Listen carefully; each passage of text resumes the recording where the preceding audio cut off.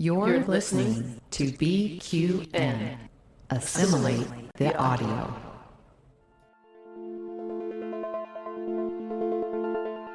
Infinite diversity.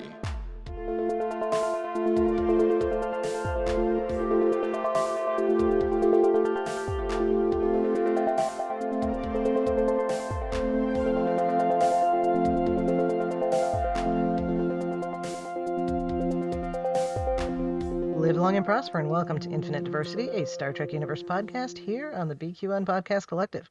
I'm your host for today, Chrissie, and joining me is my co-host, Thad. Thad, how are you doing today? I'm wearing cold, wet ceremonial clothing, so I'd like to get out of it, really. I don't blame you. Wearing coral until it dries really doesn't seem like a good thing at all in any circumstance. So, all right, and joining us today also is Alex Perry, host of Weekly Trek from Trek Core. Alex, how are you doing today? Thank you for joining us. I'm very well, thank you, Chrissy. How are you? I'm not bad, not bad. Good. Don't have to be in coral wear, so, you know. Before we jump into our topic for the day, we'd like to take a moment to thank our Patreon patrons who make our show possible, particularly our associate producer, Carl Wonders. Listeners, you can hear your name listed as one of our associate producers for a monthly subscription of just $10. And your subscription of any amount at patreon.com/BQN keeps all the shows on the network ad-free. And we haven't had any news. Only thing, when by the time this episode comes out, the Star Trek Voyager Across the Unknown will have released, the new Voyager video game. That's basically, like, the best way to describe it, I think, is it's like if you played Oregon Trail when you were a kid, which I know our audience is mostly millennials, you did. Yes. It's like that, but for Voyager, that you get to, like, make the decisions, and things can turn out very, very good or very bad, depending on what decisions you make, and you get to try to get Voyager through their mission. Just wait until you find out that Tuvok died of dysentery. Anyway, yeah, it's available on, like, every platform, I think. So I did pre-order it. I might play a little bit of it on the cruise. We'll see. Yeah. I was put off of Trek games by the original Nintendo 25th anniversary TOS game, and I haven't played many since. That is a being put off Trek games that goes back to pretty much the very beginning of Trek games. Yeah. There are a couple earlier Star Trek games, but yes. Not many. Text-based. Again, getting back to Oregon Trail. But I might give this one a try when it inevitably hits the cheapies on Steam. So It will be a different experience from that old Nintendo game. It's also on Switch too. Oh, okay. Well, I will watch for wherever it hits cheapy. I'm not going to... Trying to add a new video game to what I'm doing right now in the middle of the semester isn't going to happen no matter what. So even if I bought it at full price, I'm not going to have a chance to play it. So, like, I would hope it'd be different.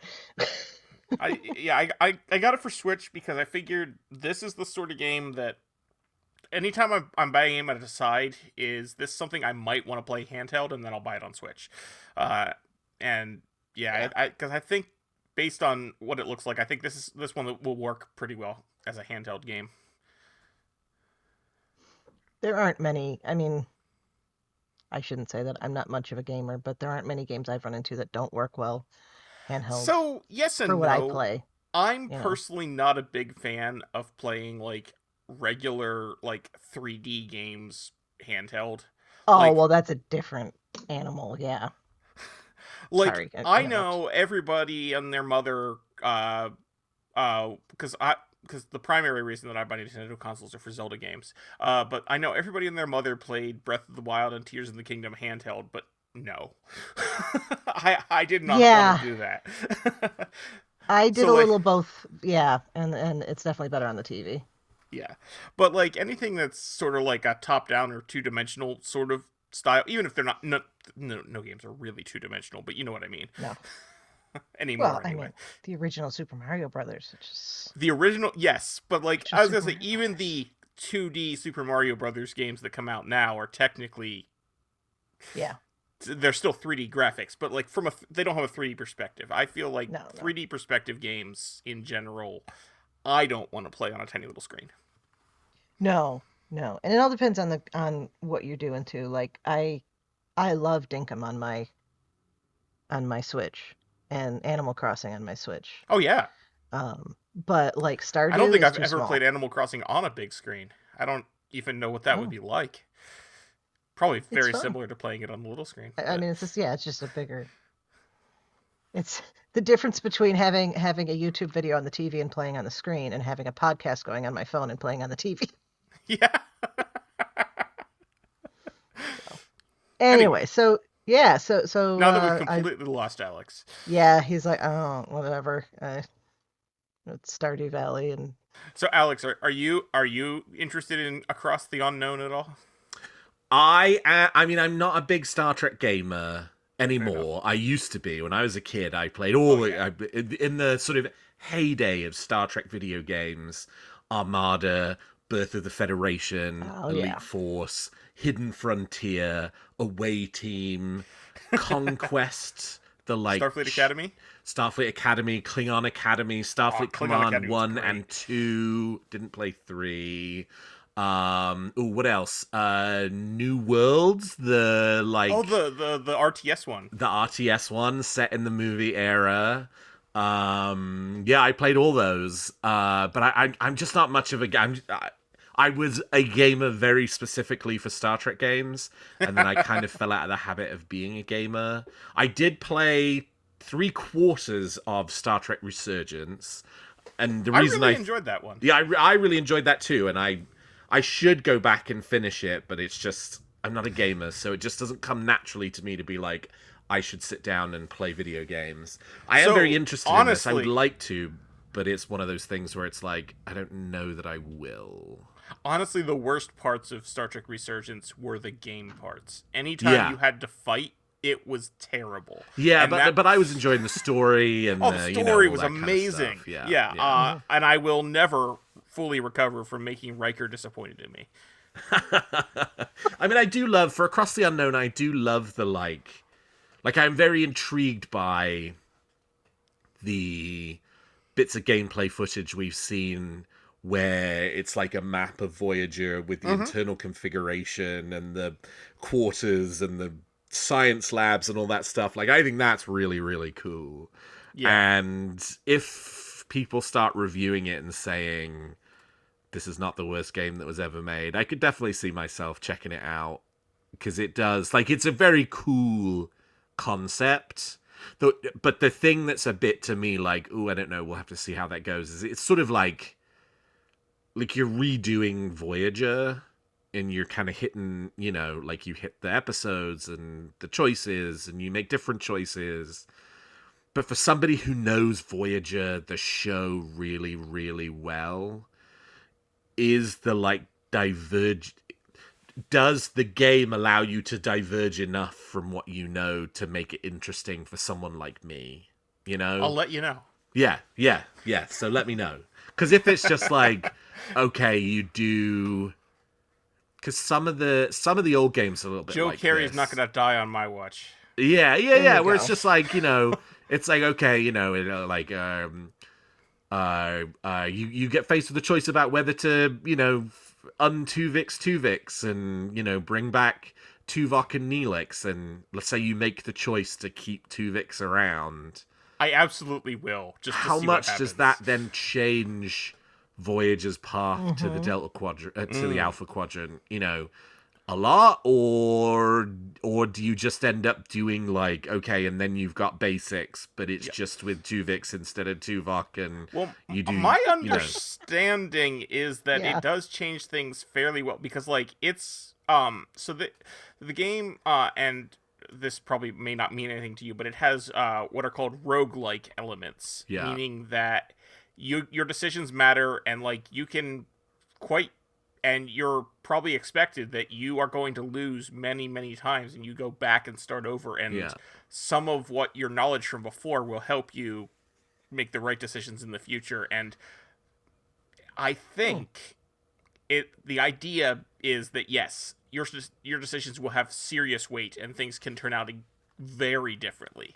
And that's what I'm hoping for. That's what I'm looking forward to. But the bad version of that would be the right choices are all the show choices, and the wrong choices are anything that takes you off the track of the show. Yeah, I hope because if you know the show really well, you know all the right answers, because you know, okay, you kill Tuvix, and then you make a deal with the Borg, and then you know, like all that stuff comes really naturally. And the first to you. time a Krenim person tells you this space is under dispute, you turn around. Right, yeah, exactly. You know, if you know the show really well, is that going to give you a leg up and make playing the game maybe a bit more boring? Because I did notice, like in Star Trek Resurgence, you definitely hit points where choices you made took you down a different branch in some way. But there were a lot of times where you hit places where it was like, choose from this bit of dialogue. And it was obvious you could have picked anything. And the next bit of dialogue would have continued in exactly the same way. But there were definitely ones that did matter with that. Oh, for sure. Yes. Because like I said, I had the one where, and I don't want to spoil the ending for you because you haven't finished it, but I had you get to choose to, like, back certain people over other people. And like, when you do that, it changes what happens in the story.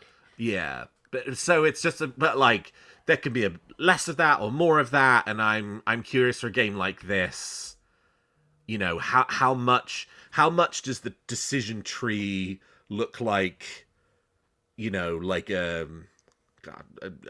particular kind of tree where everything moves in a certain direction, or how much does it look like a tree where, you know, there's like a really wide range of possibilities? I've decided that I'm going to try to make mine. I'm going to try to do, you know, worship Voyager and do all the evil choices and see what happens. Yeah, right. Well, I feel like there needs to be the option to just go back to the Alpha Quadrant right away, and you still need use to be the able array. to play the game. Like, that's the most obvious. What happens if you do that? Does it just say game over? And I would imagine the game picks up with Janeway's speech at the end of Caretaker, and that decision's already made for you. Yeah, I suppose it would have to be. But we'll find out. Yeah, I'll let you know. I definitely will be checking it out. I don't know if I'll have a chance to play it at all on the cruise. Every year on the cruise... I hope not. Yeah, you know, really. Same, that's ideally. Every year on the cruise, I always bring... make sure that I always bring my Switch to make sure that I have games on it, and make sure in case there's downtime, or God forbid, knock on all the wood, I get quarantined because I have, you know, insert norovirus. Yes, or oh, you know, gods, don't even go there. Right? Yeah. Oh. Because if that happens, if you get COVID or norovirus or anything, like, yeah, you get quarantined in your room, which, admittedly, being stuck in a room with free room service and a TV that has like 6 channels of Star Trek is not the worst situation. But well, you got to take it just in case, you know, you end up playing Mario Kart with the cast of, you know, part of the cast of Star Trek. You could. But yeah, every year I know I never actually have time to. I never have you the downtime. and Jeannie Yashere just sitting there playing Mario Kart. That would be amazing. I absolutely would do that. Yeah, sure. Or Mario Party. I mean, come on. I would totally be like, hey, sitting around the bar. Then you have that whole, like, you know, oh, I beat, I don't know, insert person that goes on the cruise at Mario Kart or something. I don't know who's going to be there, so. I beat Walter Koenig at Mario Kart. Yeah, that would be. There you go. That would be a story to tell. I see you wearing a Star Trek Cruise 4 hat. Yes. Do you, like, have a ritual of, like, in which you remove the hat from the previous cruise and place on the hat from the new cruise? Like, no, I do not. Turning your because tassel. also, this is the one from like 6 years ago. Oh, which one are they up to? What number are they up to now then? They are. This year is Star Trek: The Cruise 9. Yeah. Goodness. At a certain point, it'll be ME. A long way to go on that one. Oh no, he's making sure. You're making a Windows reference. I am making a Windows reference. Yes. Oh. Well, I'm looking forward. And I'm to sitting here going, that's Roman numerals. That's the animism. Why? I don't.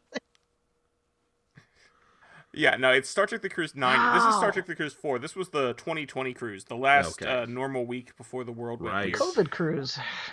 Well, no, it was right you guys before. Right, I know, but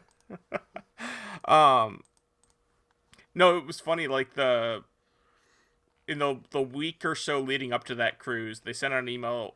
They would send out emails adding more people to the list of people coming from countries who weren't allowed to go on the cruise because those countries had COVID.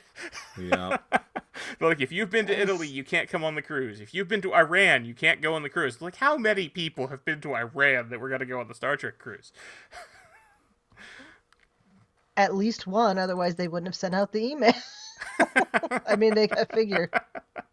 Yeah, so not that they know people's itineraries, but maybe somebody was coming literally from Iran to the United States. Yeah, but we managed to squeak by on that one. It was the day that we stepped off the cruise ship is when the CDC recommended that no one travel by cruise ship. But yeah, so good timing. So yeah, it's Star Trek The Cruise 9 this year because they didn't do one in 2021. Yeah. Fun. Yeah. So all next right, year will be Star Trek The Cruise X or Roman numeral 10. Insert. Yeah. Okay. And that will be your 10th cruise? Have you been on every one? I have not been on every one. This year is my 6th. Okay. The 4th was my... Star Trek Cruise 4 was my first Star Trek cruise. So yeah, this will be my 6th. I was assimilated into the cruise collective last year on Cruise 8. Mm-hmm. Which is... what...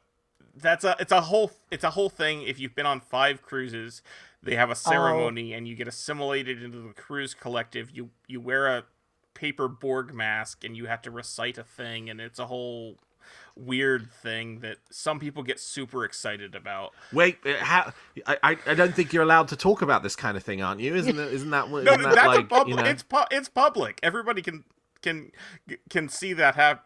Like you do it out in public, and people watch you swear your oath of whatever. Oh my god! I got to tell you, you're not making the case for this not being a cult.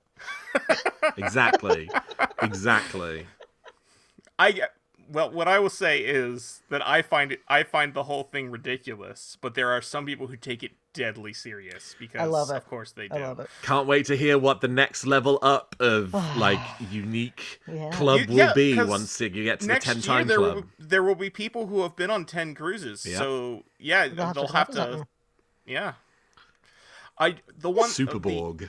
The cruise collective, they get special lanyards that show that they're in the cruise collective. Okay. So they can, and there is also there's also a party for the collective that some of the celebrities will come and do something at. The 10-time club should be Species 847 Cruise. Yes. Love it. There you go. Suggest that to whoever. But I like that.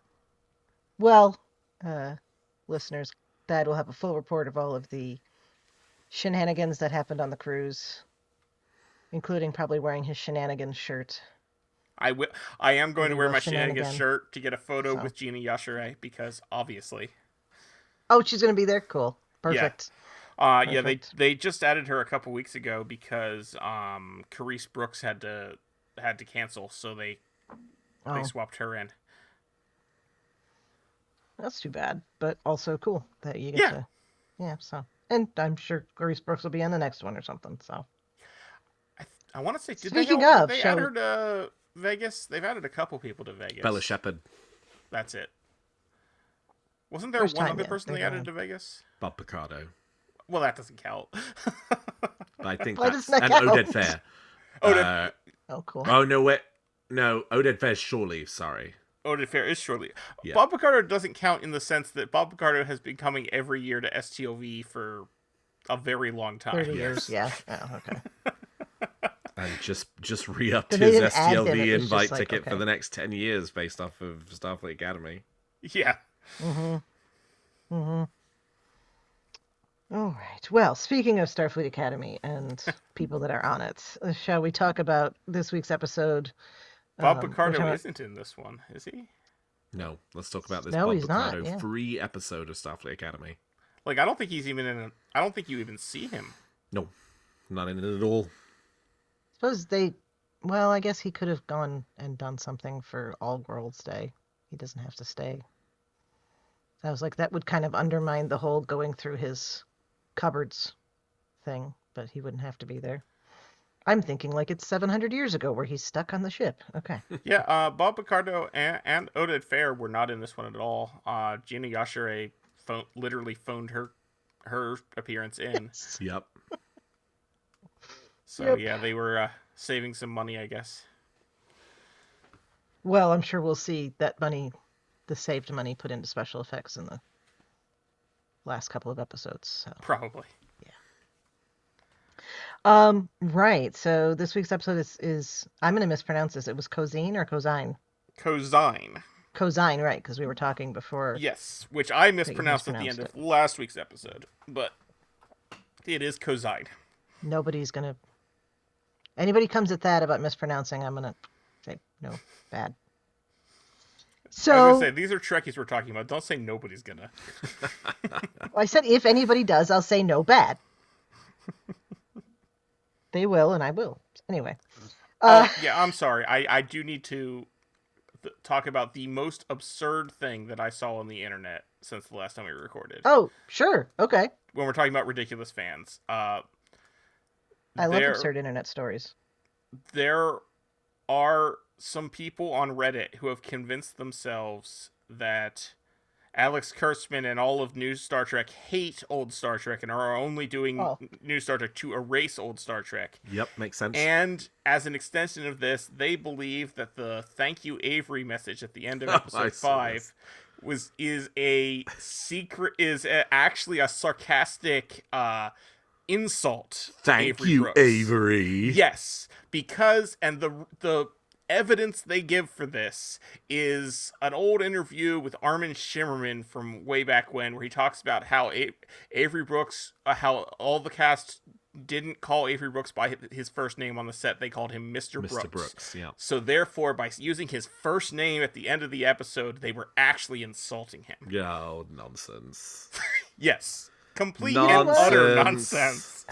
It's the only way you do is if you have convinced yourself that you have to hate this thing, and therefore because you don't like this thing and you hate this thing, they must hate everything you like, and so they can't possibly like old Star Trek, and the only reason they're making Star Trek now is to erase old Star Trek, which is I just don't. I can't.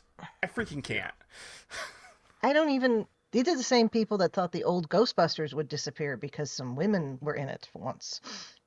Never mind that all of the old Ghostbusters had cameos in that movie. Yeah. And guess what? The movies didn't disappear just because the new one was made. Also, I liked the one with the. I liked I did the one with the too. woman. I thought that was a good movie. Now, I also really liked the Afterlife and Frozen Empire as well. So I mean, I like what they've done with the franchise since, but I really enjoyed the female Ghostbusters movie. I thought that They was did good. a nice round of comics where they glommed them all together. Mm-hmm. Or it was like Which is it what was like the there's original alternate Ghostbusters was. dimensions. Right. So, but anyway, yeah, no, that's effing ridiculous. I don't even. Spoiler alert: Paramount wants you to watch Star Trek because they make money when you subscribe to their service to watch Star Trek, and that includes the old shows that you're convinced they're trying to erase. Mm-hmm. Anyway, Alex, I didn't need to.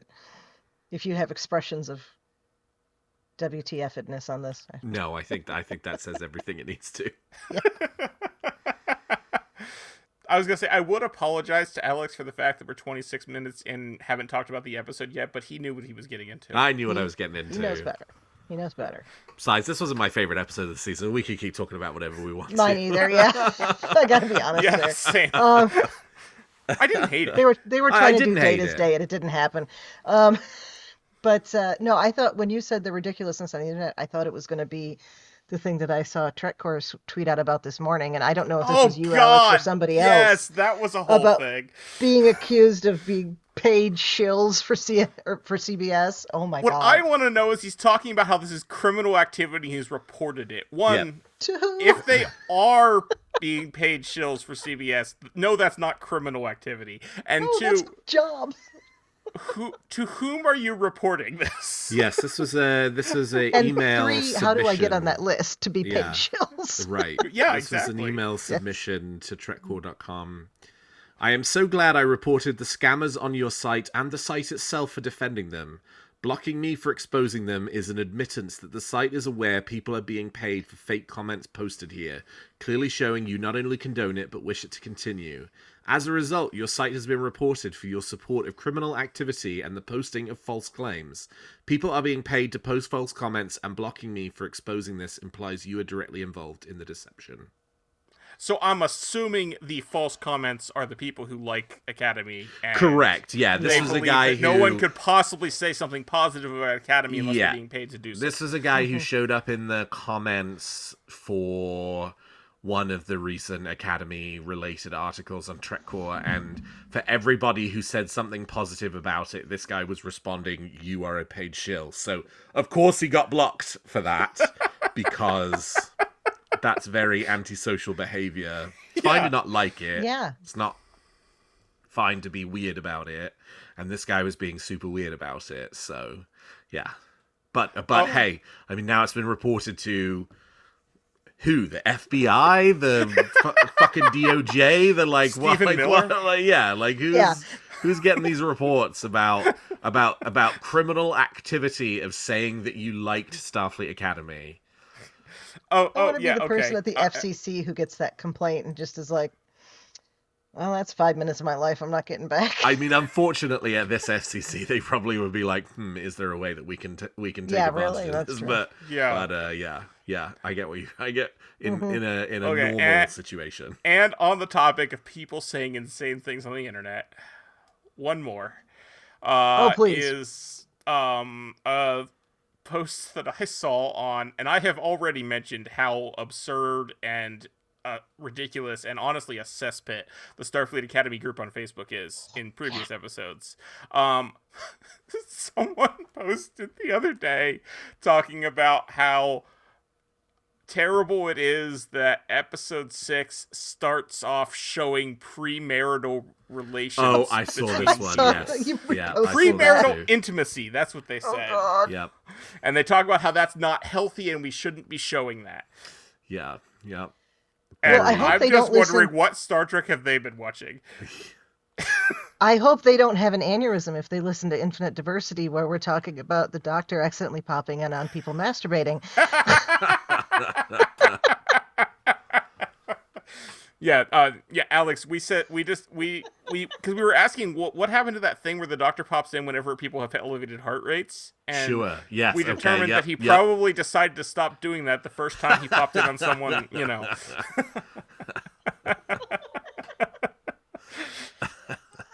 Yeah, that's ridiculous. Oh my God, I don't even know what to say to that. I'm so tired of hearing people talk about how premarital sex is some kind of thing also, that was just recently invented and is terrible. Which has been showing that since 1966. Arguably, you could say that it was not shown, but it was inferred as desired by the people in the original pilot. They just referred to it in very... There you go. They referred to it in very subtle terms about husband-wife relationship or something like that. Telosians were total voyeurs. Yeah. Anyway. Yeah. I think that's all the crazy internet things I have to talk about this week, but we're going to discuss on this show anyway. Yeah. So, Cosine.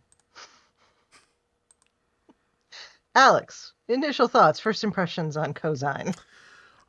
It's an underbaked episode, which, you know, like, there's been a really strong run of Starfleet Academy episodes. Like, you know, they can't all be complete home runs. And this one is a double You know, like it's like there's some really interesting stuff in the episode. It's got some really interesting concepts, but just generally it just feels a little underbaked. The Raimi stuff is pretty underbaked from the perspective of the big sort of build up for his character has been around his parents' pressure on him, and his parents are literally in this episode and don't have a single line of dialogue in the whole episode. Like, it's just that piece is just completely set aside. And then the stuff at the Academy is really interesting, and I really like the spotlight falling a little bit more on Genesis, but like it didn't feel cohesive in the sense that the like her going through all of this effort to get her letters of reference back so she can hide the fact that she manipulated them. Like, it feels like the narratively interesting conclusion of that would have been what they said about her in the references was the thing that you had just seen her do in the episode. And that didn't also feel like it was, you know, particularly like she's scared of herself and she's scared that she doesn't belong. Well, that's not really the sort of like bad side of the personality that I just saw, right? I saw a completely different set of undesirable traits. And it just sort of felt like if that had a bit more cohesion, like that, then the episode would have like been, it wouldn't have been a B, it would have been an A. But as it is, it's kind of a B because it's like there are bits missing. I mean, I love it's a very low stakes episode, right? Like, again, there's sort of, you know, not like this is not one of those episodes that has really high stakes to it. Is Darren Raimi going to get married? And are, you know, Genesis and Caleb gonna make it through spring break without, you know, sort of injuring themselves playing stupid games? Like, it is a low stakes episode, and I love low stakes episodes of Star Trek, but this one felt just a little underbaked in how it all came together. Okay. Thad, your thoughts? I mean, I like a lot of elements of this episode, but yeah, overall, it was fine. Okay.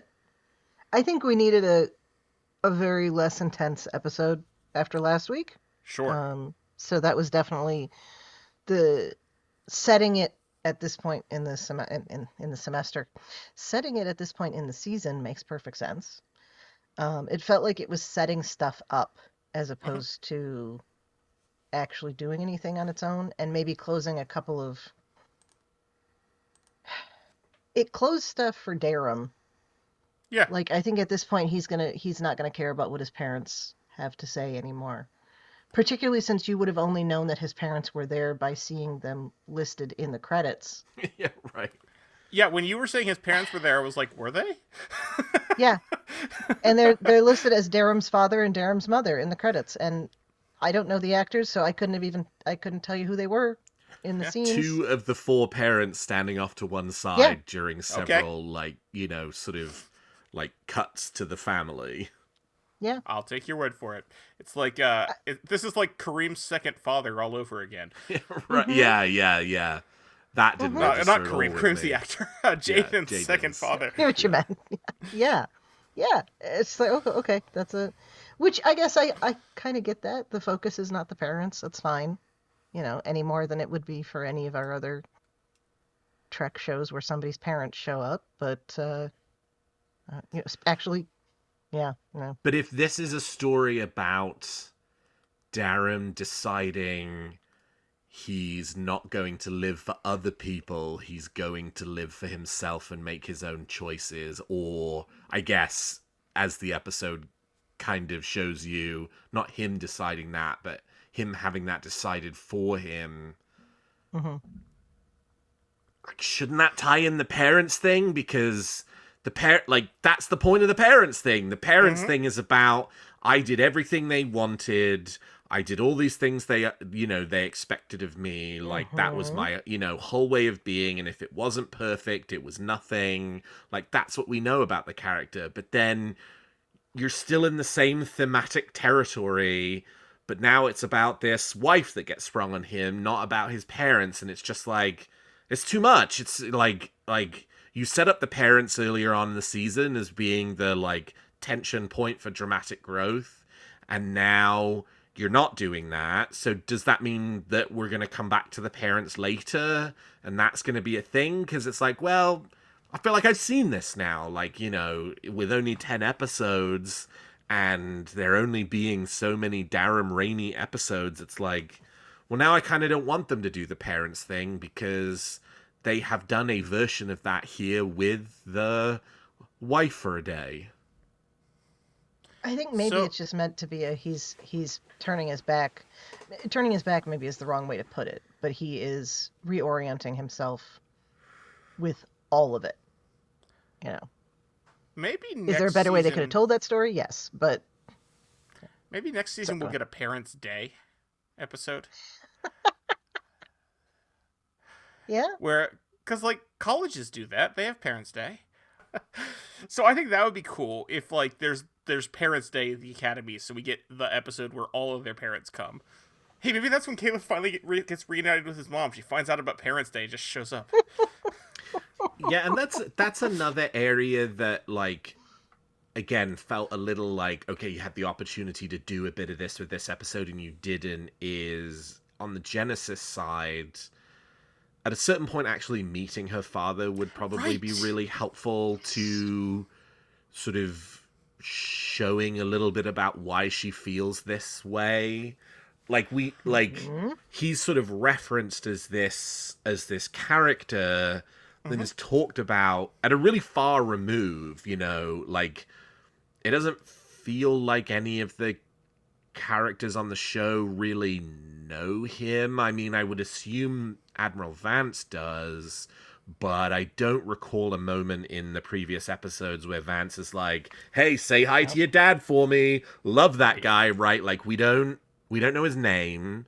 We know he's an admiral, and we know that, you know, he's been in Starfleet for a long time and is of this race that, like, stays in space and doesn't, you know, like, that's really the only thing we know about Genesis's race, and we don't know anything about her mother, except for the fact that she's not of this race, because she's half, I can't remember what the name of the race is, but, like, she's half whatever she is, and so it's just, like, I don't know, like, I feel like that piece, like this bit they're creating in her character of she feels really insecure about following in his footsteps. I feel like that would feel more real.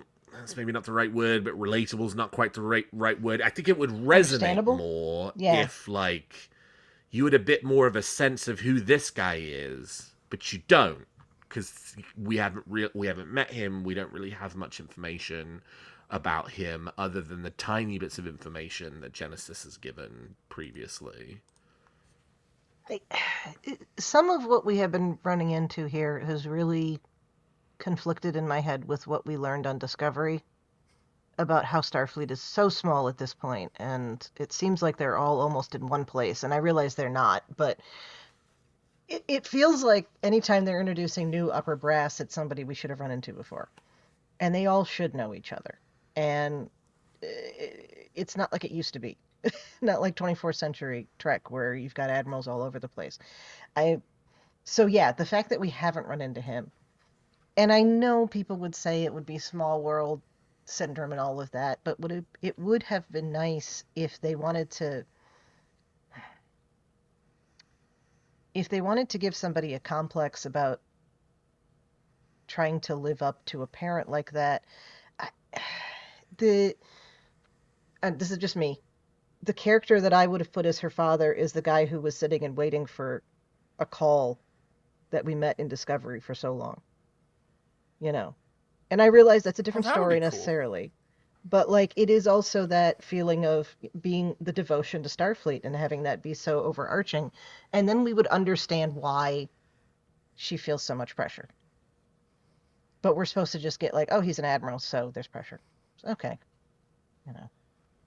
And I wonder if how much of the pressure is in her head.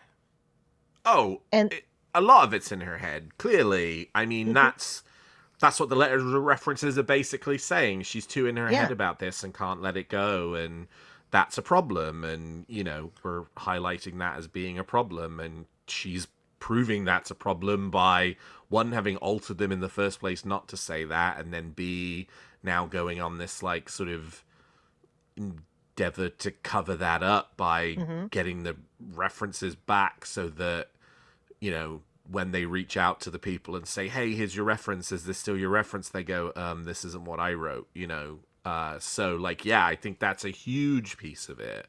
And that does not, you know, necessarily require meeting the dad, and I do feel a little weird being like, well, to fully understand this woman's story, I need to meet the man in her life, but... no, but it's to fully understand her story about a parent, you need to meet the parent. I don't think that's unreasonable. Right, yeah. It could just as easily be her mother. A little extra context would be really helpful to this piece of her character, where I think now, like, when you look across the sort of core cadet group main cast, Genesis is probably the least developed of those characters at this stage. Yeah. Yeah. We haven't had really a Genesis episode. This is as close as we got. Yeah, it's as close as we've gotten, and it's still... Yeah. You still didn't feel like you got a lot, you know? No. So, on the topic of those forged recommendation letters, what the heck? Like, what? the whole concept. Like, when people write someone a recommendation letter, do they, like, my understanding of a recommendation letter was either you didn't write it or you wrote basically good things. I have been in a position of writing letters of rec for people that I didn't... how to put this? It's not that I wouldn't say good things about them, but maybe not what they were necessarily hoping for, or saying, like, this person has potential, but it needs to be... They need to be more disciplined, let's say. Or they have potential, but there's these issues, X, Y, and Z. So maybe couched, I guess would be the way to put it. Okay. Fair enough. But also, I have never written a letter of recommendation and then given it to the student. You don't do that. There's you that send it too. directly. Yeah. I seem to recall when I did my application for graduate school, I collected the letters of reference, but they had to be in sealed envelopes, and the envelopes were, like, signed, and I put them in the application and submitted that. Right. Actually, yeah. When I did it, that was that way too. Nowadays... Yeah. But that doesn't feel like a 32nd century way of handling letters of recommendation. Or even a 20... Or even, that was, even a 2026 way of doing it. That was a very 2008 process. Exactly. Yeah, now, I mean, you get a link from whatever school or job or whatever it is, and you send it direct, or you email it directly to the person, so the hiring, whoever's handling that, so. Yeah, I'd forgotten about that. Signed on the letterhead, in one of the envelopes for the school, signed over the thing so that you could tell if it had been open. Yeah. Yeah, so, like, how did she even know what they said in their letters of recommendation? She must have hacked it. I mean, that's, it's gotta, she must have hacked it and then changed them because she was worried about what people were going to say about her. Which just further proves Mm-hmm. Yeah. We have not gotten... This has not been good growth for her character. No. But I do think, like, her whole thing about being nervous about... I think what she said to Caleb was honest. That she wanted to go sit in the chair. Maybe not for that reason in particular, but that feeling of it's always been somebody else's chair. It's always somebody else's... is it just being handed to her? I think that was genuine. Yeah, I do think it's an interesting angle for the character. It is a little similar to Raimi's kind of motivation, just you're processing it in slightly different ways. But that's interesting because, as you saw in episode 3, it's like these two characters who are actually quite similar to each other, bumping up against each other and like sort of having to like figure it out. So and you know, having those two characters have their stories like interplay over the course of this episode, like that's an interesting approach. But I also didn't feel like you got like that's really interesting, right? You're seeing two sides of the same coin. They're both kind of struggling with this idea of how do you live in somebody else's shadow. Raimi's parents in the non-Starfleet like monarchy context, and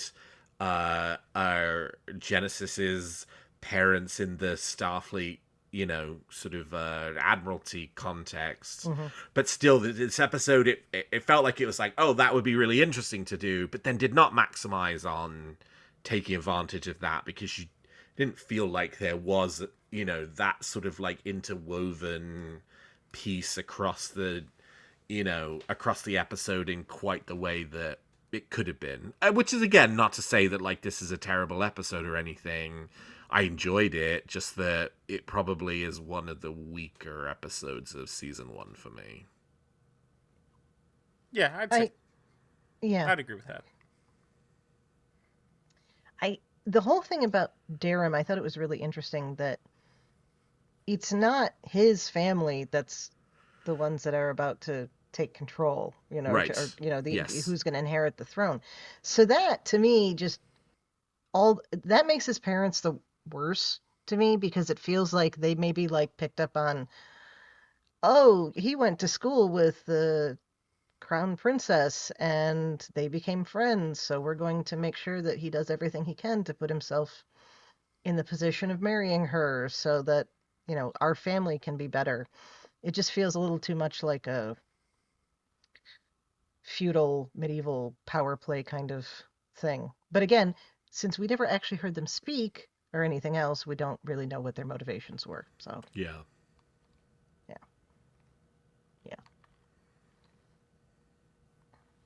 So, we're out of order, but that's all right. We have the equivalent of spring break. It was between breaks or between semesters or spring break, whatever it was. All Worlds Day, which sounds like Federation Thanksgiving. Yeah, basically. It's all about food. That's, you know, I like it. All holidays should be all about food. Most are, which is Okay, nice. what food did people eat yesterday to celebrate President's Day? Nothing specific to the holiday. Okay. All right. All long-standing holidays that ultimately derive from religious tradition are about food. Good caveat. Yeah. I forgot about President's Day. And then I'm like, and Flag Day and like Memorial Day and Labor Day, they have Memorial food Day, attached to Labor them. Day, 4th of July, Yeah, those 4th of absolutely July. have food. Yeah. Yeah. So, but Valentine's Day even has, I mean, chocolate, you know. yeah, but like Holidays for that are Valentine's about Day. gathering are about food. There you go. Yeah. Holidays that are about bringing people together. Yes. fair enough. Okay. Okay. President's Day doesn't pop in that same regard. No. No. I didn't But, even I mean, get, it is- I don't even get it off. It's not a holiday at my job. Yeah, it wasn't for me Either, until yeah. this year. This is the first year in a long time I've had both MLK Day and President's Day off. Nice.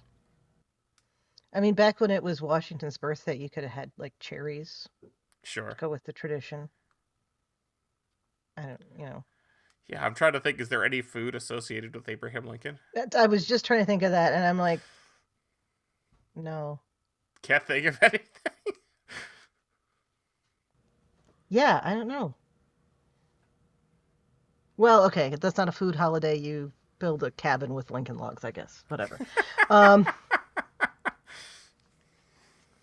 Right. So yeah, so All World's Day and everybody's going to go on vacation, and that gives us an opportunity to, I guess, have an empty Athena except for Jet Reno.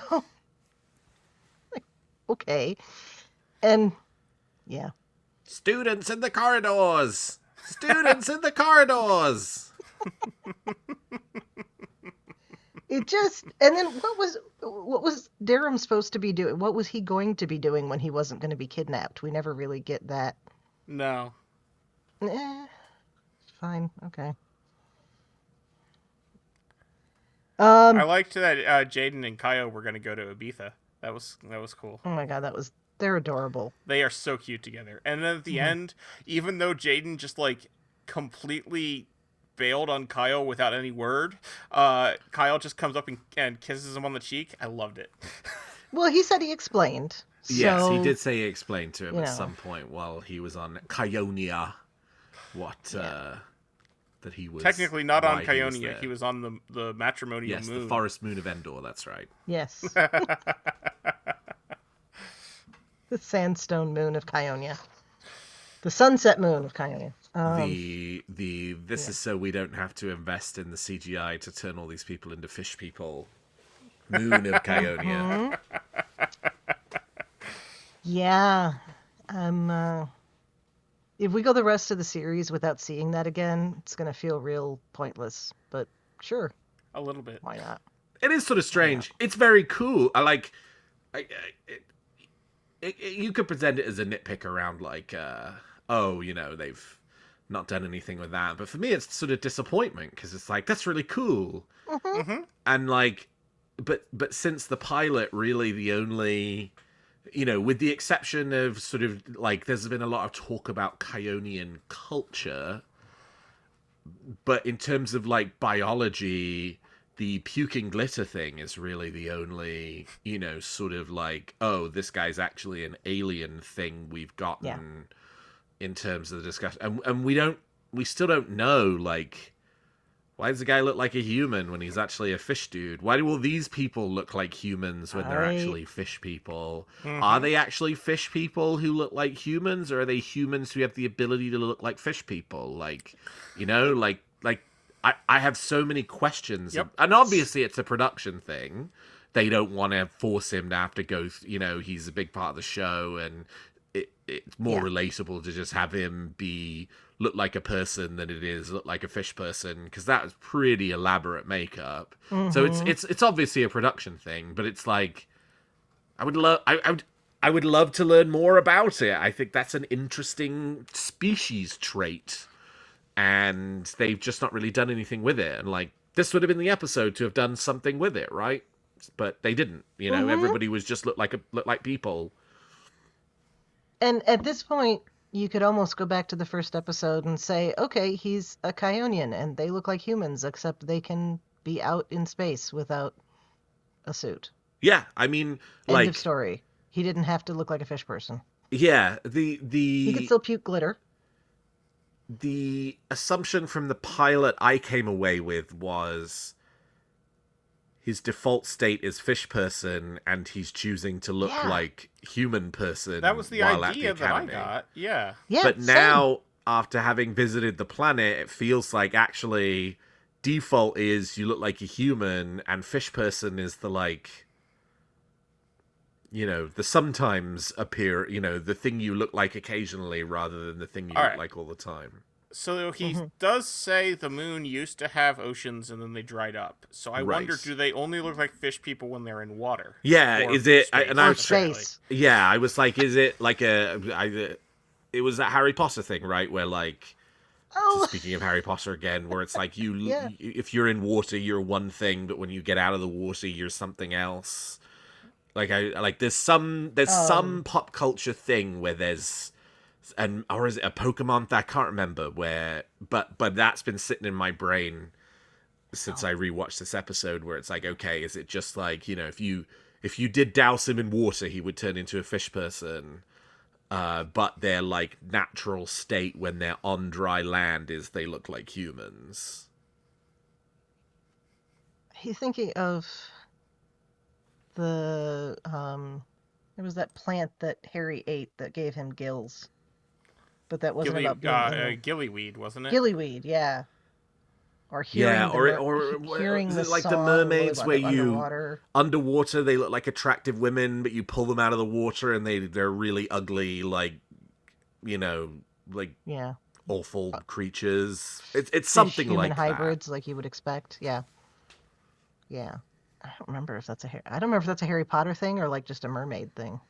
Yeah, I don't specifically remember that from Harry Potter, but that doesn't necessarily mean it isn't there. Yeah, I don't have a clear enough sense to even know that Harry Potter's what I'm thinking of. If it's a I just Pokemon, had this I definitely sense don't know. of something where it's like, if you're in water, you look this way, but then when you get out of the water, you change and look this way, and that kind of maybe feels like what the Kyonians are in this case.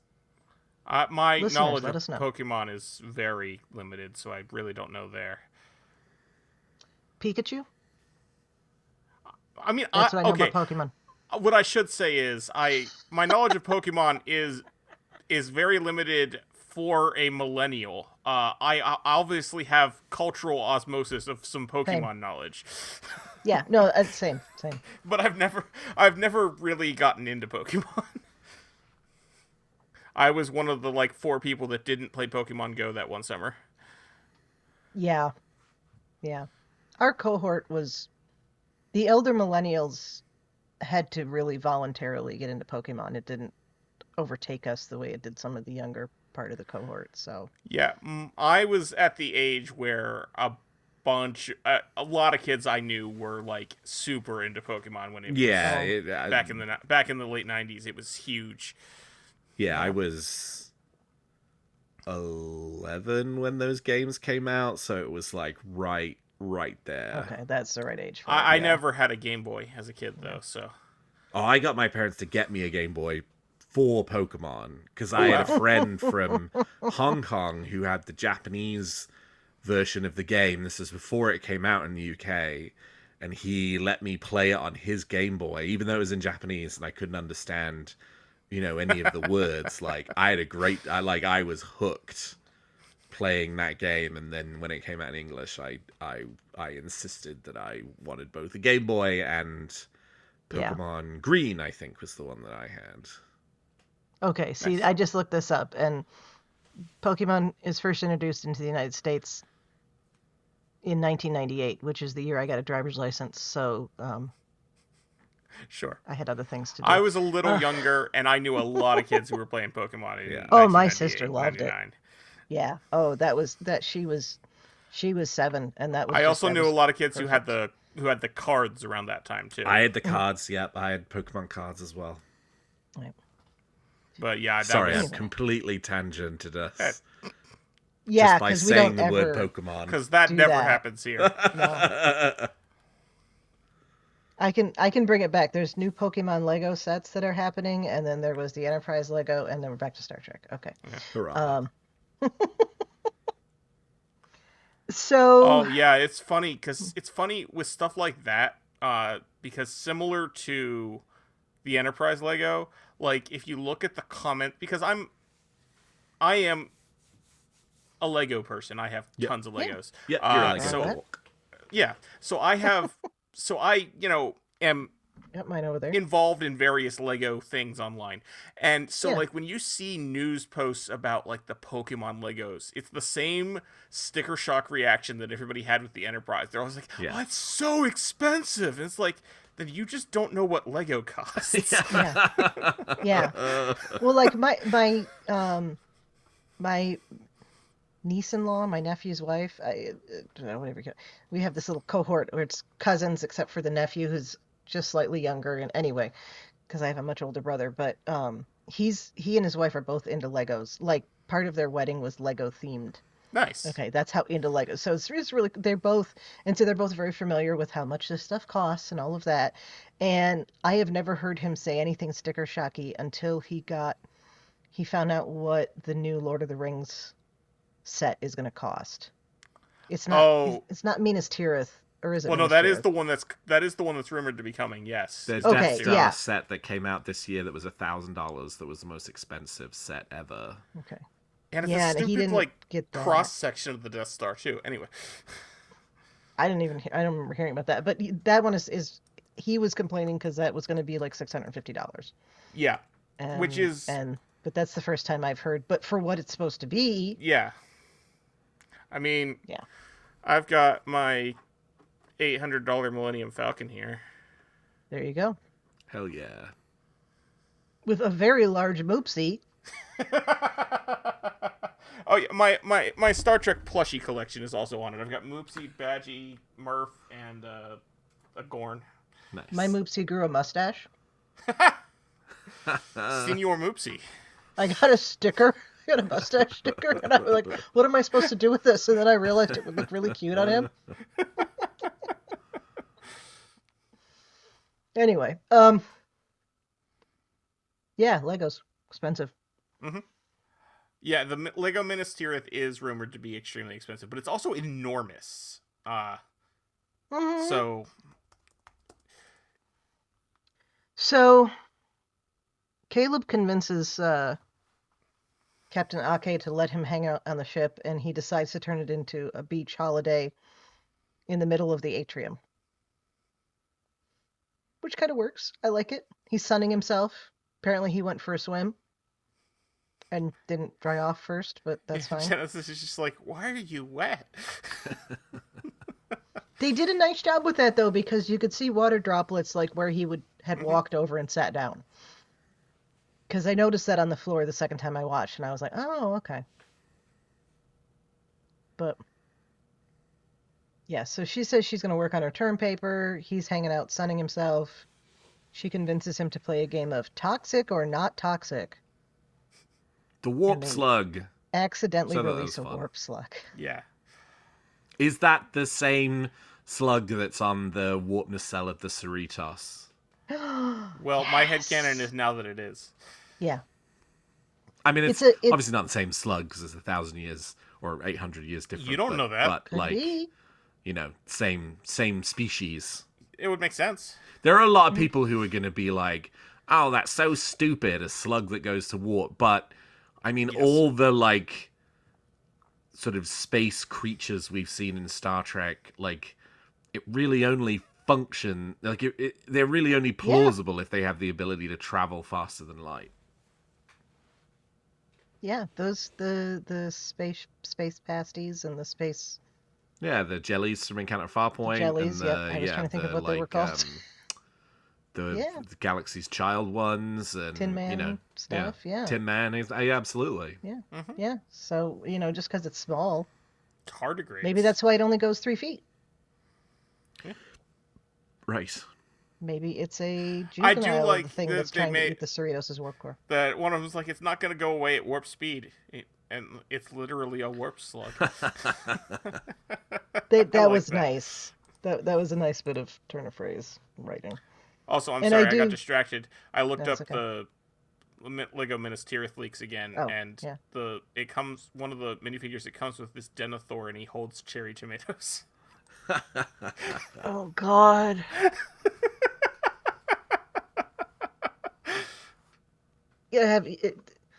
You can't manipulate the arms so that he's No. eating it though. Not, So it's not, well, I mean, it's not kind of, as- but I mean, it will yeah. because he holds them. They're like, it's actually Lego cherries, but they're, in this case, they're.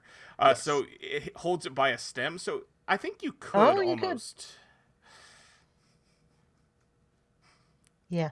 That's gonna be Anyway. interesting. It looks awesome, and it's over 8,000 pieces. So Oh, the rumored 600 650 price tag is actually cheap that's for Lego. not bad for that many pieces. Yeah.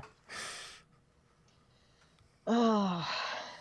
So, yeah, and then they have this wonderful scene where they're trying to catch the warp slug and they have to hide from Reno, who's, I don't know, applying a dermal regenerator to her toe because she accidentally kicked a door, I guess.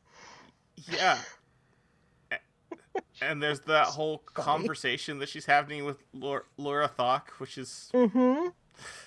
a whole thing. Who seems to be both saying to her that it's nothing, walk it off, and, oh my God, you're going to die. Yes. At the same time, yeah. Which is really cute, actually. Hmm. I do love the scene with Reno later, when Mm-hmm. she's like, I thought I left my pad here, but no, just two cadets who were in deep trouble. that was excellent. Perfect. That was beautiful. Yeah. Um. Yeah, I mean, we talked a lot about the when I did the outline for this, I kind of split it up between the two stories Mhm. because they don't really interconnect too much. But we kind of talked about what was going on with Caleb with Genesis, and that we didn't talk about Caleb's trying to figure out how to talk to Tarima, even just send her a message. Yeah. And we find out it's been a month since the previous episode, and she's Oh boy. yeah, she is she out of the coma at this point, or she's still in it? I can't remember what they said. But who amongst us hasn't totally meant to talk to someone and then it takes too long and then it would feel awkward if you tried to do it now? Oh yeah, oh yeah. I have a couple of friends with whom we have agreements where it's like, okay, even if it's been a month since my text message, you can still send it back. I'm not going to be bothered. Yeah. Yeah, so I get that. Plus, and he's got all the other elements to it. It's not just randomly not responding to a friend, but responding Yeah. to a relationship, maybe, you know? So that, I like how Genesis helps him talk through that. I thought it was interesting Mhm. that he opened up to her for a little while. I thought we were going to blow off to Rima and have a bit of a Caleb Genesis thing going on. And we still might, I guess, but I I don't kind of hope think not. so. It feels more uh uh like a friend, sister, or even a maternal figure. Hmm, that's a point, and he needs maternal figures in his life, In that's the for sure. same way, I think we talked in a previous episode that she basically sort of acts like the group's mom. She's the mom of the group, yeah. Yeah, and Yeah. I don't think there's anything between Caleb and Genesis. No, there's a couple of moments where it kind of goes, but I don't think that's where they're going with it. And I'm glad for that. So, I'm actually wondering what's gonna happen because in the first episode, it felt like they were setting up Genesis and Raimi, but then that really hasn't gone anywhere. no, I think we're going to end up with Raimi and Jaden together, honestly. Yeah, maybe they definitely have chemistry. That's for sure. Yeah, And between and the he Fox and Excelsior in this one. yes, yeah, and the way But he's also, just I kind of don't. But shitty also, to I Kyle. really like Jaden and Kyle, so we'll see. Maybe Kyle's Kyle ends up adorable. going I the don't way think of Barbie. yeah. Oh, Yeah, he could be motivation. He could be fridged. You know, the way the or word is actually they could meant, be in the term. a throuple. Sure Oh, could. that's a I mean, point. Darren seems like he's down for that based off of some of the Yeah. dialogue from a previous episode. Good And point. I boy, was won't being that very make the premarital intimacy person happy? That's what I say to them. Um, yeah, I was thinking I don't feel like Kyle's strong enough for Jaden, but that's me. You know, Yeah, that is he is, interesting. and he's Yeah, just that's not a good showing point. it. But right now, he seems pretty not. Yeah, he seems very gentle, but also Jaden is very gentle, so I think it still works. Jaden's gentle, but he's strong. Yeah, You know, like he has emotional strength. I mean, his physical strength too, but he has a presence. Yeah, Kyle. I don't think Kyle's weak. I just think he's not the kind of strong that Jaden needs. But maybe that's just me. Anyway, I think Darum is starting to become attracted to Jaden, or conscious of his attraction to Jaden, if he hasn't before, because of how he talks to Kyle at the end. yes. Not at the beginning. At the beginning, he's still being old Darum, but now, if he's newer Darum, he's Well, I just kind of wonder if being that's actually why he was like that in the beginning, even if he didn't realize it. possible. Possible. Yeah. So, just to, because we talked mostly about the Caleb Genesis story before. They get caught by Reno on the bridge. She convinces him to get her onto the bridge so he can sit in the chair. They get caught by Reno. But Ake has to pull her from command track. She doesn't really pull her from command track. She doesn't recommend her. yeah, she doesn't send the recommendation in the first Yeah. place. But she's And then not gives getting them- kicked out of the academy, which is what she was afraid of. Yeah. Which I mean, that seems reasonable. You shouldn't be kicked out of the academy because you have low self-esteem about something or you're concerned about. Well, but if Your you position, but forged the your manipulation- recommendation letters to get there in the first place, I could see why. Yeah, but like, did she need those recommendation letters? If her No, and I father's don't the think. And admiral? I think that's actually kind of the point. Is that Yeah. it's just a furthermore. It's a continued symptom of the larger problem. And Ake basically particularly tells her this that. class. She's like, "You Yeah. are an exemplary student." Yeah. Why are you doing this? Yeah. Puts them on academic probation and then gives them menial labor. And I love how it's the 32nd century and the menial labor is still going to be mopping the floor. And it's Give not the even dots a like, break. yeah, it's not even like a modern looking mop. It's just I mean, modern in a 21st century sense, but there's literally a bucket and mops. I'm like, that's great. So the other part of it is Jaden and Darum on the sunset moon of Kionia, because Jaden sees what he thinks is Darum being kidnapped, and so he follows him. And then it turns out, of course, that it's a ritual kidnapping for his marriage, his wedding. Which is one way of doing it. Yeah, sure. It's kind of Spartan, which kind of works with the way Darum's been presented as very. I don't know. I got from him that it's a militaristic society, and maybe I was reading too much into it, but maybe some aspects. But it did remind me of Spartan traditions, except then usually it's the bride that's kidnapped. Right. It's not the groom, but. And so he followed him through, and now he's stuck being Darum's cosign, which is the equivalent to the best man, I guess, which he seems real enthused about, because he was supposed to go have happy fun time on the beach with Kyle, Yeah. even if he didn't like the shirt. Again, missed merchandising opportunity. They could have picked any random Hawaiian shirt. It didn't even have to be a Trek-themed one, and that could have been up on the website, but that's fine. Jaden holding up the Hawaiian shirt, very much channeling Worf holding up the swimming trunks in Let He Who Is Without Sin. Yes!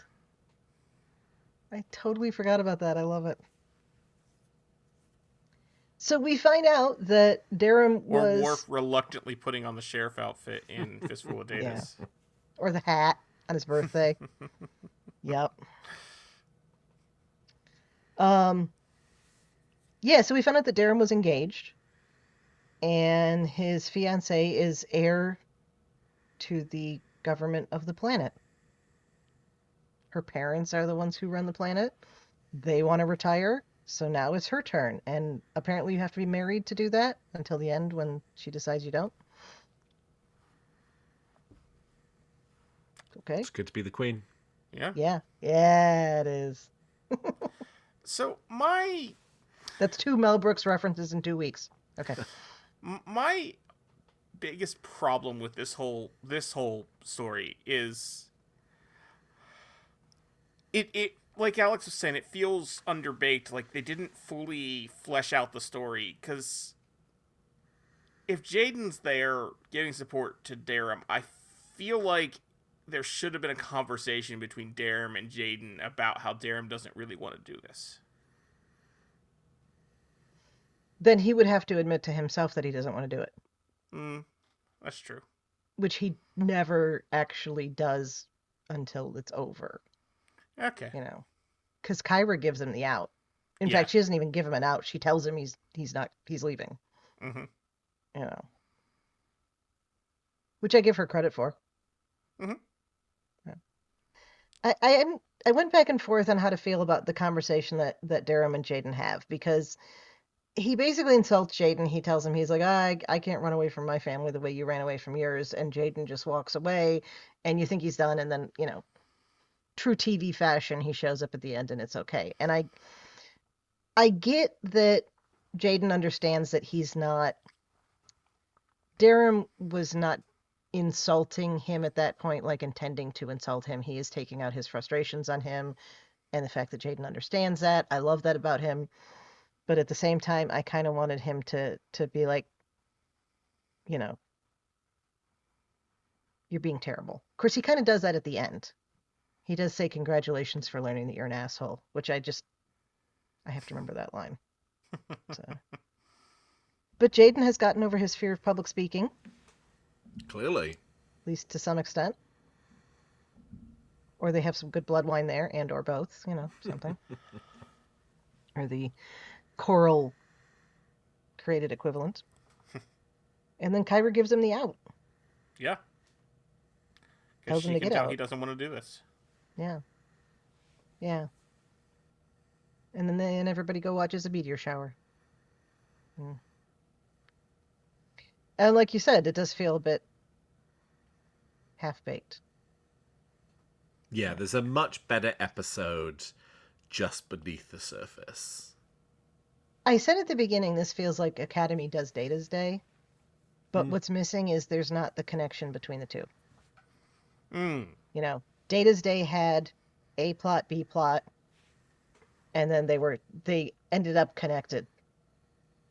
And this did not have that other than by virtue of the fact that the people involved knew each other. Yeah. And I that felt missing. But I don't know how they would have fixed it. So, okay. Yeah. No, I agree. The quiet indicates how little we have to say about this. Oh. I'm slightly less excited than we recorded for episode 5, I guess. Yes. Yeah. Yeah, it's a little bit of a come down after 4, 5, and 6. Yeah, that's a good way to put. And maybe that's good. We need the breath. Yeah, and again, I want to stress this was not bad. I have not seen a by no bad means. episode of Academy By yet. no means. This is a B episode. Yeah. After an A+, an A, and an A-, in my opinion. Mm-hmm. So hopefully it doesn't follow that track that you've created there. Well, we'll find out next week. We shall. I didn't mention, and we didn't mention Sam's little moment, because she's only on for a few minutes. I like her scenes. hairstyle, though. I Like don't the know how I balls? feel about I thought that it. was really Looks like cool. it hurts, but then I guess if you're a hologram, it wouldn't. But for the actress, I feel like it probably hurt. Yeah, maybe. I don't know. Off to the Hollow Spa. Yeah. So we know that the issue around whatever she was shot with has not just fixed. That there's an ongoing issue still. That ostensibly is fixed by the end of this episode, but I feel like we didn't see her enough to really know that. Yeah. Yeah, I mean, that just felt like okay, we're just acknowledging the story's not over yet, but that's not what this episode's about, so see you next week. So, yeah. And that's really it. There was a funny scene when Aki was trying to close the suitcase. Suitcase technology has not changed since the 21st century. Yeah, not dramatically. Actually, it went from the little tiny bags that appeared to hold everything to a big big bag like we would think is normal. Again. Yeah, bring back cassette players, cassette tape holders repurposed as Starfleet carry cases. Or those cylinders they had on TNG. Yeah. That's what I was thinking of, yeah. Or Kira's little, tiny duffel bag that's barely big enough to be a purse. Love it. Yeah. Yep. That's another thing I like about Ake. Maybe that's old-fashioned at that point, and if it is, I love it. But she needs one of those suitcases with the accordion expanding thing in the middle. Yeah.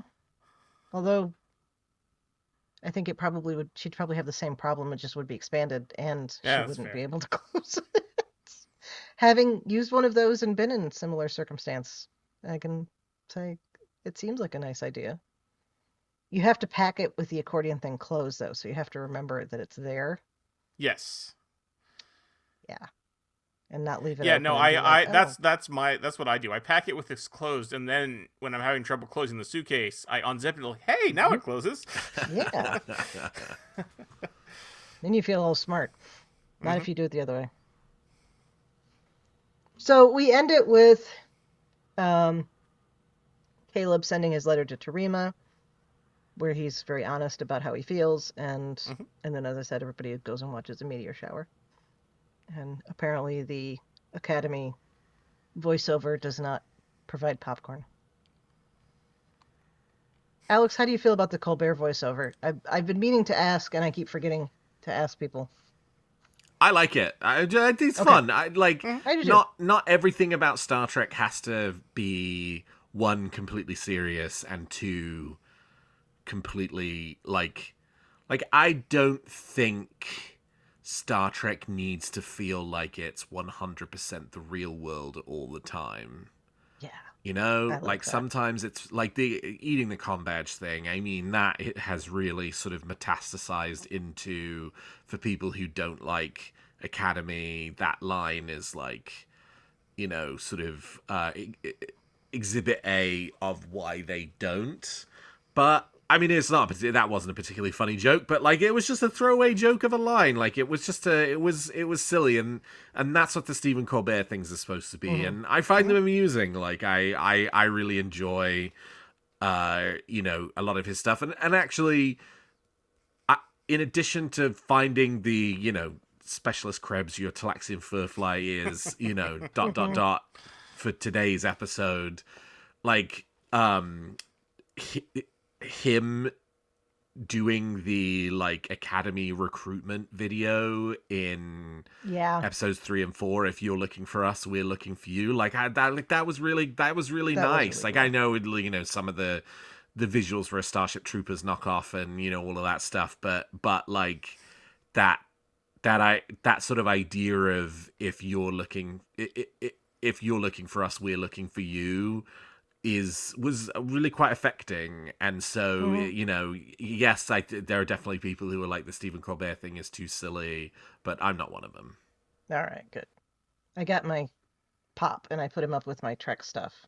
Nice. He goes up with Trek Naturally. pops because he's a Trek actor. I want to see the Talaxian furfly at some point, though. Absolutely. And Specialist Krebs. Yep. Is Specialist Krebs a Talaxian? You know? And Good question. But at the same time, I kind of hope he's like, there's the characters on sitcoms that you always hear about and never see. Norm's wife on Cheers. Yeah, right. Maris and Niles' Frasier. wife, Maris. Yeah. Mm-hmm. I think there's a couple other ones. Anyway, it'd be fun if that were the case. But all right. Well, anything else we want to say about this episode, which seems to be a bridge between the middle and the last half of the season, or last part of the season? Somehow there are only 3 episodes left this season. I know. Where did this go? And yet to hear about anything for Strange New Worlds, which I was kind of expecting to hear about. It'll be this summer. Yeah. They didn't really say anything about it until like May last year. That's true. I don't know. Of course, watch between now and when we would have recorded this if you weren't on the cruise. They'll have dropped a trailer. Yeah, right. Yes, you've now spoken it into being. I'm not going to complain if that's the case. So. Yeah, right. All right. Well, Alex, thank you so much for joining us for the discussion today. Where can listeners find you online? And what work would you like to plug? You can find me at Alex T. Perry on most social media platforms, and my somewhat weekly news podcast, Star Trek news podcast, Weekly Trek, you can find on all major podcast platforms or at trekcore.com. Awesome. And Thad, where can people find you when you're not caring for Specialist Krebs Talaxian Furfly while he's off on a mission? You can find links to my various things on my website, tyrannicus.net. That's tyranicus.net. And you can hear me on the podcast I do with my friend Carl called License to Spiel. That's license spelled with a C like the British do it, where we started out talking about James Bond and through a roundabout way are now covering every episode of Columbo. And as another example of one of those that you never meet, Columbo mentions his wife in every episode and you never meet her. And Mrs. Columbo is not actually his wife. Okay, because I was going to say, there's always those pictures of Kate Mulgrew. Yeah, but they retconned that. It's not actually the same. Yeah. Okay, cool. Good to know. Anyway, Chrissy, where can people find you when you're not stunning warp slugs? Oh. I don't like them around the house, you know. They just pop up. They leave smudge. Cats won't go after them. I think the cats would love chasing them, probably. I don't know. Maybe they're afraid of getting caught up in the warp field. So. Right. That went. I totally didn't know it. Anyway. In addition to here on Infinite Diversity, you can find me on History with the Szilagyi here on the BQN, that twice-weekly short history podcast I do with my fellow historian partner, Jason. I'm also happy to chat about our shows in the BQN Collective on Facebook and in our Discord. And I'm also on the various socials as the Goddess Livia, that's TheGoddessLivia, where you can see my opinions about Star Trek history and leftist politics. Don't forget all our other great shows on BQN. Here's a recording of Amy to tell you all about them. What's happening on BQN, you ask? We're not just a network. We're a universe of exploration, entertainment, and deep dives into the topics you love. Here's your star map to the sonic adventures awaiting you. Let's chart the Star Trek cosmos with all good things. Embark on a comprehensive journey through the entire Star Trek universe with the insightful crew of Amy, Christos, Kelvin, and Kristen. From classic to current, they cover it all. Galaxy class, engage! Stephen and Stefan pilots this Alpha Quadrant mission, meticulously covering all aspects of Star Trek: The Next Generation. Infinite Diversity. Stay current with the newest Star Trek frontiers alongside Chrissie and Thad. Union Federation. Whether your allegiance lies with Starfleet or the Planetary Union, Kyle, Kevin, Amy, and Haley offer a unified front, discussing both current Star Trek and the truly Trek at heart, the Orville. Crack open that book with Peter and the Trek Book Club podcast. Delve into a rich tapestry of Star Trek's beta canon. What's the tea, Bev? Christo spills the latest Trek news and fandom insights with an essential LGBTQIA+ perspective, complete with engaging guest interviews. Our visual voyages that you can find on YouTube as well as podcasts are Trek Masters. Think you're a Starfleet Academy graduate? Test your knowledge with Davey and MC's challenging Star Trek quiz show. And the View Screen. Tune in live on Sundays for your dose of a Trek-inspired talk show. Kelvin and Amy host new 8-week seasons each spring and fall. But beyond the final frontier, we have Bargain Bin Gamer. Davey and Mitch, your self-proclaimed gamer guides, lead you to digital treasures, unearthing and reviewing the most affordable video game gems. Cinema Z. Grab your metaphorical popcorn for Mark and Matt's cinematic deep dives, unearthing overlooked films that demand your attention. History with the Szilagyi. In order to never repeat it, tune in as Chrissy and Jason deliver bite-sized snippets of historical events from around the globe and transformational journeys. Host Lex Rosa explores what it means to embrace authenticity in the face of societal expectations. You can unlock deeper levels of engagement with our exclusive patron perks. The Hive Mind is where you can join our random script readings, live reaction shows, and roundtable discussions. You can also now watch All Good Things as an extended video edit and get a background look into the creation of a podcast. Also, check out our back catalog of It's Green and Amy's Math Moments. Stay connected to our ever-expanding galaxy of content by following BQN Podcasts on Instagram, Blue Sky, YouTube, and Discord. We appreciate you choosing BQN to fill your auditory needs. Thank you for listening. Assimilate the audio. Thank you very much for tuning in to Internet Diversity. Thank you to Zach Tripp for the wonderful theme music and Mark White for the awesome short. Please subscribe in your favorite podcast player and don't forget to rate and review us there as well. If you want to reach out, you can find the network on the socials at BQN Podcasts or our show specifically at Edic Podcast. You can also talk about any and all of the BQN podcasts in our Facebook group, the BQN Collective, and join our Discord server. When you next hear from us, we'll be talking about Episode 8 of Starfleet Academy, The Life of the Stars. Until then, peace and long life.